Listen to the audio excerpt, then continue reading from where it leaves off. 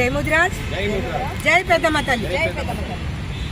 మరి ఈరోజు ఇక్కడికి రావడానికి ముఖ్య ఉద్దేశం మన వాకిటి శ్రీహరన్న గారిపై మరి ఈ యొక్క వ్యక్తి అవకలి సవకలి వాగడం జరిగింది. మొన్న ప్రెస్ క్లబ్లో మీటింగ్ పెట్టారు. అక్క మీరు రావాలని చెప్పారు సోమాజిగూడ ప్రెస్ క్లబ్కి. మరి నేను ఊర్లో ఉన్నాను ఫోన్ చేసినప్పుడు, కాబట్టి నేను రాలేకపోయాను. మరి ఇతను చేసిన వాక్యాలు ఎలా ఉన్నాయంటే, మరి గంగపుత్రులను కూడా అవమానించే విధంగా ఉన్నాయి ఇతని యొక్క వ్యాఖ్యారణ, ఇతని యొక్క సంభాషణ, ఇతని యొక్క మాట తీరు. కాబట్టి మేము శ్రీ చండీ ముదిరాజ్ మత్స్యకార సంఘం ప్రెసిడెంట్గా కోట్ల పుష్పలత ముదిరాజ్ మా సభ్యులమందరం ఇతని యొక్క మాటలను ఖండిస్తున్నాం తీవ్రంగా. మరి అదేవిధంగా ఇతను మాట్లాడినటువంటి భాష ఏమిటంటే, అతని యొక్క మీనింగ్, మరి వాకిటి శ్రీహరన్న గారు సంవత్సరం అయింది మంత్రి పదవి తీసుకొని ఇప్పటివరకు కూడా మాకు ఏం చేయలేరని చెప్తున్నారు. మరి ఇంతకన్నా ముందు కూడా ఎంతోమంది మంత్రులు వచ్చారు, దీని గురించి ఎవరెవరు ఏం చేశారో మాకు చెప్పవలసిందిగా మేము ప్రశ్నిస్తున్నాం.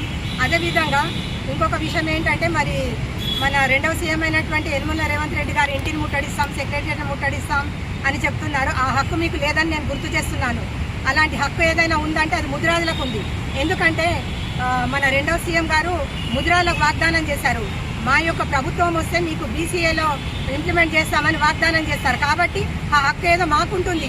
మాకు బీసీఏ ఇంప్లిమెంట్ చేయని ఎడల మేము మరి రేవంత్ రెడ్డి గారి సీఎం గారి ఇంటిని ముట్టడించవచ్చు, మరి సెక్రటరీని ముట్టడించవచ్చు, ప్రజాభవన్ని ముట్టడించవచ్చు, మరి గాంధీ భవన్ని ముట్టడించవచ్చు. ఆ యొక్క హక్కు మాకుందని మిమ్మల్ని మీకు గుర్తు చేస్తున్నాం. ఇది గుర్తు పెట్టుకోవాలి మీరు.